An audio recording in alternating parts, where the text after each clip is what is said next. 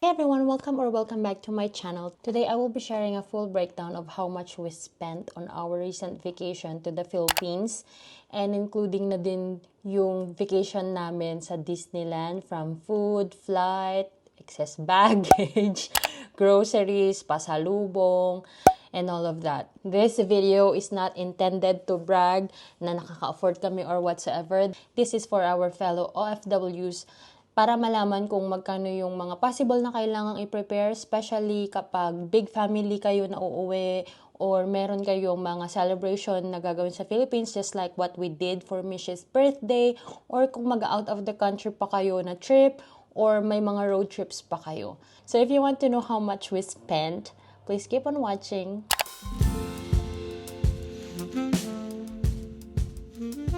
A little background para sa mga ngayon lang nakapanood ng video namin. We are family of 3. Ako, my husband, Mac, and then our toddler na si Mishi. The purpose of going back to the Philippines was to see the family and ipakita rin yung baby namin sa kanila and for her to spend her first birthday doon. So, dalawa yung birthday celebration namin, isa sa side ni Mac and then isa sa side ko. So, yun yung background ng pag-uwi namin doon. So, if you want to know any tips or siguro mga lessons that I've learned or siguro things na hindi ko nagagawin, ay abangan nyo po sa end ng video na ito dahil medyo may mga hindi na ako gagawin next time na uuwi kami ng Pilipinas. So, let's start with our flight. So, our flight was from Sioux Falls to Minneapolis to Incheon, South Korea to Manila. So, meron kaming ilang layovers, 2 na layover until we reached Manila. Dahil dito sa Sioux Falls, walang direct flight going to the Philippines, kaya medyo mas mahal yung flight kapag nanggagaling dito sa Sioux Falls. So, meron kaming 4 check-in luggage na included sa flight na ito. And then, meron kaming 3 carry-ons na para tig-isa kami nila Mishi. Meron kaming car seat, meron kaming stroller, and meron kaming 2 backpack. So, yun yung nakasali dito sa flight na to. And we paid $3,166. And then, pagdating namin sa Philippines and pabalik, papuntang US din, kailangan namin ng transportation because yung uuwian pa namin is sa probinsya pa ng La Union. So, kailangan namin ng van, dahil sa dami nga ng gamit namin, hindi kami magkakasya sa sasakyan namin na 7-seaters. So, kailangan namin ng van, kailangan namin ng driver, kailangan ng pambayad ng fuel, and then kailangan din ng pang toll gate. So, yung sinundo kami at yung pabalik, nag-total siya ng $350.87. The conversion for this dollars and peso is 57 pesos for $1.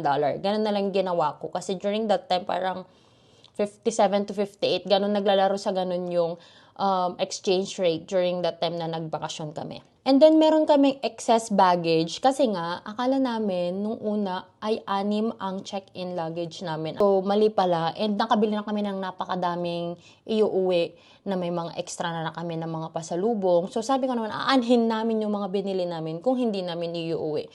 So, eventually, we paid for an extra baggage which cost $200. So, let us go naman sa pasalubong. So, sa pasalubong, bumili ako ng mga pasalubong when I was still in Canada. Ito po yung vlog na iyon. Sa Canada, nag-spend ako ng around $300. And then, nung nag-Costco kami, na $222.38. And then, nag-Walmart, $243.60. And then, meron pa akong online Walmart na $66.88. And then, yung mga miscellaneous na lang na pasalubong na ano ko is $100. Yung mga tipong binili ko nung ganito, binili ko nung ganyan, ganun. Yung parang na out of track na ako sa mga receipt. Let's just say $100.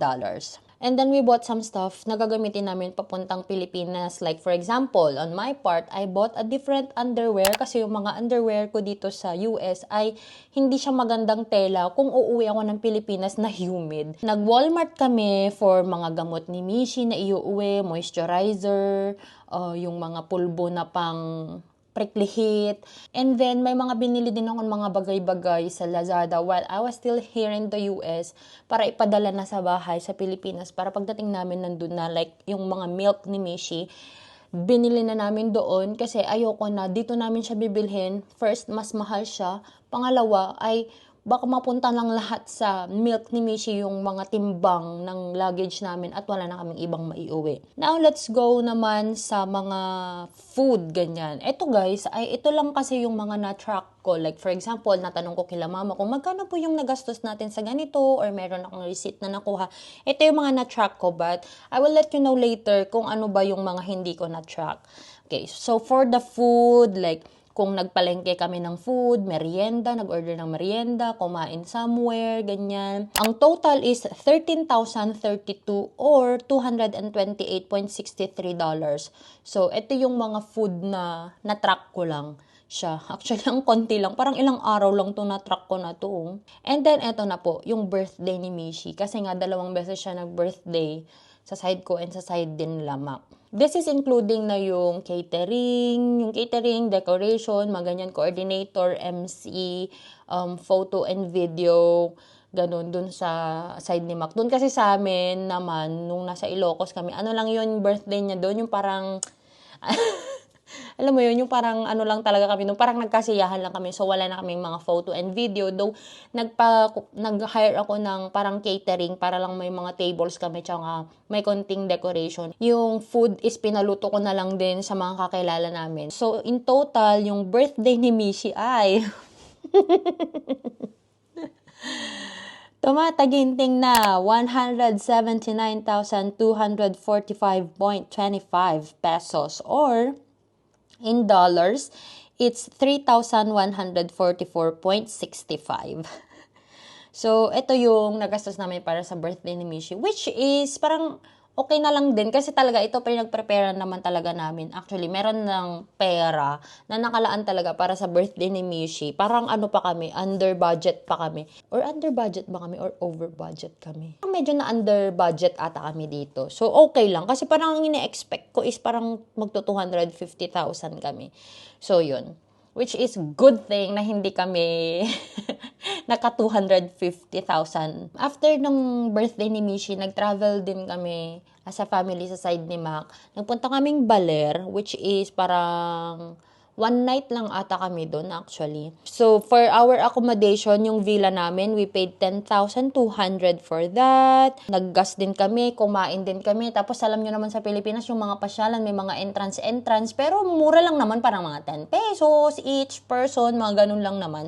So, yung total lang na nagastos namin doon is 22,780 or $399.64. Next, after that was our Disneyland Hong Kong trip, which is part of our planned trip talaga. Actually, kung hindi sana medyo nagkagulo-gulo sa Korea, dapat Korea talaga yung pupuntahan namin. Pero dahil medyo nagkaganon yung Korea, tapos yung binook pa ni Mac na plane ticket is mas mapapagastos kami kung uuwi kami ng Pilipinas, tapos babalik na naman kaming Korea. Mas maganda sana kung from US to Korea, tapos nagstay kami doon how many days, tapos Philippines, ganun sana. Mas maganda sana yung ganun. But, talagang intended talaga na, siguro parang hindi talaga para sa amin yung Korea. So, we went to Hong Kong. That's for our anniversary celebration naman, wedding anniversary namin ni Mac. And then, of course, na rin, para mas maging masaya din si Misha, ma-experience din niya yan. Kahit eventually, hindi lang din naman niya matatandaan yan. Pero at least, nag-practice siyang maglakad doon sa Disneyland. Nagbayad kami ng Disneyland ticket, which is 1,898 Hong Kong dollars. And then, yung plane ticket namin was 833 USD naman ito. And then, yung Disney Hotel was $637. Ayan. Tapos, syempre, may mga binili-bili pa kami sa Hong Kong, sa Disneyland, mga ganyan. Kumain din kami sa town, sa may Hong Kong, ganyan. And then, ang extra na binayaran namin was when we flew from Hong Kong going to Clark. Nag-seat upgrade kami kasi yung nabook ni Mac, hindi kami magkakatabi. And I requested na magkakatabi kami. So, ang nangyari, instead na pagtabihin kami sa regular na mga upuan, nilagay kami in-upgrade kami ng upuan sa pinakaharap sa may maluwag na legroom. Katabi na namin yung kusina. So, nag-seat upgrade kami. That was 28.72 and 30.77. Nag-Uber din kami, $19. Nagbayad din kami sa Klook for the mas mura pa pala na sana nag-Uber na lang kami. Yung Uber namin from Disneyland to airport is just $19. Pero yung shuttle na yung sundo namin from airport to Disneyland was $48.87. And then, nag-snack din kami sa aeroplano. Pero, mura lang naman yung snack namin sa aeroplano. Parang $9 lang naman. Tapos, ang alam ko, meron pa kaming binayaran na extra luggage namin, which is $600. Hong Kong dollars naman to. So, in total na lang, tinotal ko na siya in USD kasi may mga ginastos pa kaming peso like yung mga RFID, Park and Fly, yung eSIM namin, pagkain, headband, mga ganon. In total lang nagastos namin in US dollar was 2,183.54. So, yung big chunk ng gastos namin was because of the Hong Kong Disneyland and yung birthday ni Mishi, tsaka yung flight talaga. Yun talaga yung medyo malalaki. So, punta naman tayo sa aming shopping. Shopping is just, eto lang yung mga na-track ko. Pero hindi talaga kami masyadong nag-shopping dun, guys. Talaga, parang lumalabas kami is intended to buy pang birthday ni Mishi or mga ganun. Hindi kami lumalabas na nag-shopping kami. Wala talaga. Parang lumabas lang kami for kind of shopping nung second to the last day na namin. Nung bumili na kami ng mga iuwi namin papuntang US, which is groceries at saka yung mga toiletries na binili ko. If you haven't seen that video yet, I will put the card here and I will put the link in the description box down below. So for the shopping na na-track ko, it was only 7,458. This was only the Watsons. Actually, pinangmalaki dito is yung Watsons na minili ko was 4,000 something. So that was 7,458 or 130.84 US dollars lang. And then meron kaming uncategorized. Ito yung mga hindi ko alam kung saan ko ba ilalagay. Basta wala siya dun sa mga categories na mga nabanggit ko. Like for example, nung nagpa-picture kami nung as a family and I paid for $202.15 for that. Nagpunta kasi kaming studio, nagpa-picture kami ng parang ilang sets yung pinaano namin na meron na rin siyang frame. And then, yung mga binili naman namin na mga gamot, like for example, nung nagkasakit si Mishi, at saka yung binili ko nung nagkaubo din ako, ganun. Tapos, yung mga pinamigay-migay lang na konting pera. So, in total, it was $303.16. Nasabi ko kanina sa unang part ng video na meron kaming uncategorized miscellaneous. Ito yung miscellaneous, guys, na hindi ko alam kung paano namin nagastos tong pera na to kasi wala kaming resibo. Pero upon checking our bank accounts, like for example, yung lahat ng withdrawals namin nung nasa Pilipinas kami, yung dala naming dollars, tinotal ko lahat yun, guys. Tinotal ko lahat. And meron kaming miscellaneous na unaccounted expenses na nag-total siya ng 3,165.14. So, sasabihin nyo, paano mo nalaman na ganyan? Kasi, syempre, pinag-total ko lahat ng withdrawal namin at saka ng cash namin. May missing na 3,000 kung saan siya napunta. Wala naman kaming inuwing pera. So, yun, meron kaming missing na 3,165.14. So, ito yung mga gastos lang here and there. So, sumakit yung puso ko dito nung nakita ko yung total namin. Parang ang liliit lang kasi, diba? Ang liliit. Pero nung tinotal ko, guys, the total of our expenses for our Philippines vacation and Hong Kong Disneyland vacation is 14,942.61 US dollars. Or, in peso, it's 851,728.77. So, ayun. Yun po ang total ng nagastos namin na parang, hindi ko alam na may ganun pala kaming pera. Grabe, no? Parang uuwi ka, parang almost 1,000,000 yung gagastusin para lang sa 2 to 3 weeks na bakasyon. Na parang sabi ko, parang hindi naman kami nagpakabongga dun, pero grabe talaga. Hindi nga kami nag-shopping, pero yun. Sa mga kagaya ko po na umalis ng Pilipinas long time ago. Parang feeling ko kasi long time ago na. Pero hindi naman. Iba na talaga. Mas mahal na yung mga bilihin ngayon. Mas mahal na ng mas malayo yung mga bilihin ngayon. Parang nakakagulat na yung pera mo na ganito, your 1,000 pesos, parang nothing na lang siya ngayon. Even if sa palengke ka pa bumili ng pagkain. Parang pang ilang meals mo lang yung 1,000 pesos. Pero, sulit naman. Siyempre, masaya naman na nakauwi kami. Masaya naman na nakita din ni Mishi yung culture, the Filipino culture, and of course, the family there. Masaya naman na nakauwi talaga. Parang worth it naman yung $14,000. Natatawa ako. Parang hindi ako naniniwala na may $14,000 kami na in-spend na ganun. Grabe. Fully paid na sana yung sasakyan ko ngayon.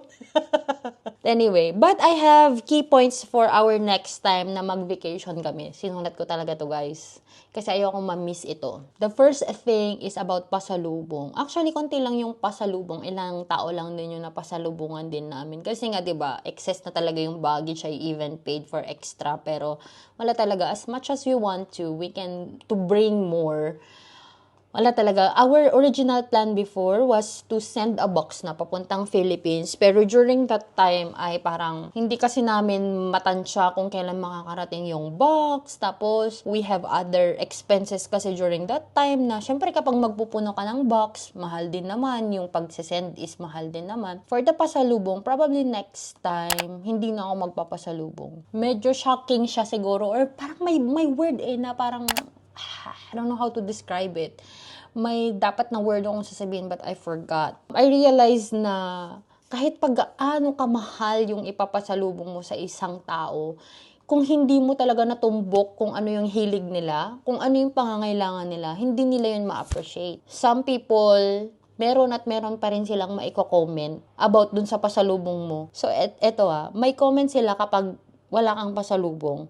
May comment din sila kahit meron kang pasalubong. So for me, hindi na kami mag-win-win. I-win ko na lang yung sarili ko. Pipiliin ko na yung hindi ako maggagastos, so winner na ako doon. Kasi magko-comment ka lang din naman kahit wala akong pasalubong. Or siguro kung may papasalubungan man ako, tatanungin ko na lang yung gusto kong pasalubungan kung ano talaga yung gusto nila. Hindi yung random na, uy, I think bagay to kay ganito. Or I think kailangan to ni ganito. Or I think ma-appreciate to ni ganito. No, hindi na. Next time, tatanungin ko na, like for example, gusto kong pasalubungan si Nanang tsaka si Tatang. Tatanungin ko na si Nanang tsaka si Tatang, Tangang Nang, ano yung gusto mong pasalubong? Ganun na lang para siguro sila na lang yung pasalubungan ko. Yun, para hindi masayang yung pera ko at masaya din yung mapagbibigyan ko kasi nakuha ko kung ano yung gusto talaga nila. Pangalawang point na gusto kong gawin kung uwi ulit kami is more budget tracking. Hindi kasi namin na-track. So, meron kaming certain budget. I set a budget nung before kami umuwi. Like, nung pinag-iipunan namin to. Meron akong Excel ng ganun. Pero, ang nakulang ko during that time was tracking. Kung nagta-track kasi ako, like for example, nasa akin lahat ng resibo, na-enter ko lahat yan sa tracking system ko or nasusulat ko lahat yan. Mariremind ko yung sarili ko at mariremind ko si Mac na, tama na yung bili natin ng ganito kasi ma-over budget na tayo, ganun. Kasi guys, aminin man natin o hindi, sobrang hirap naman na magtrabaho ka ng magtrabaho para lang in 3 weeks, ubos lahat yung pera. And mahirap na bumalik ka na meron kang utang or bumalik ka dito sa US, wala ka ng pambayad ng mga bills or other stuff. Dahil lang nagpakabongga ka dun sa Pilipinas. So, for next time naman for us, mag-expenses tracking na talaga ako para mas maano ko. Hindi sa pagkukuripot pero I wanna take care of our pinaghirapan. And then another point is to always expect the unexpected. So, meron nga kaming budget, may buffer pa din kami. Like, for example, di ba, kapag nagprepare ka ng mga party, alam mo ito yung budget mo, pero may buffer ka pa din na baka hindi mo kasi naisip na mangyayari yon or naisip na kakailanganin mo yon. So, may buffer pa din. So, yun, siguro more buffer. More buffer. I hope this video, mapanood din to ng mga nasa Pilipinas na may mga loved ones sa abroad, na it's not so easy. Some people will even say, hindi naman yan, nagbabakasyon yan.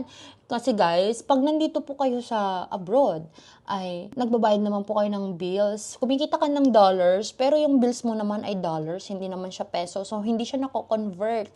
So, mahal, lalo na kapag big family. Like, for example, 5 kayo sa pamilya. Full ticket lahat yan. Yung pagkain pa. 'Di ba? So, it's not easy. So, probably for a family of 5, more than 1 million yung kailangan mong i-prepare. Kasi sa plane ticket pa lang, sobrang mahal na. Sa mga nasa Pilipinas po, hinay-hinay sa paghingi sa mga kapamilya na nandito sa abroad. Kung gusto nyo naman kauwi din sila para makita din nila kayo, kasi hindi naman lahat ay privilege na malalaki yung nasasahod at malaki yung nasisave. Some people are just getting by, some people are just paycheck to paycheck, na mas komportable nga yung buhay nila na nakikita nyo sa Facebook. Pero syempre, meron namang mga pagkakataon na hindi ganun kaano yung kanilang income. For sure yan. If you found this video helpful, please don't forget to subscribe to this channel para lagi kayong ma-update every time that I upload the video here on this channel. I share about immigrant life here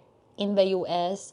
Nurse po yung asawa ko. Nurse din po ako, pero currently ay nandito lang po ako ngayon sa bahay dahil meron po kaming 1-year-old na bata. So if you want to know more about life here in the US, lalo na sa mga papunta pa po dito sa America, just comment down below and I will try my best to answer your questions. And if you haven't followed me yet on my Instagram and on my Facebook, yun po yung mga active din ako ng mga platform. Kapag may nagme-message sa akin, I try my best na nagre-reply pa rin naman.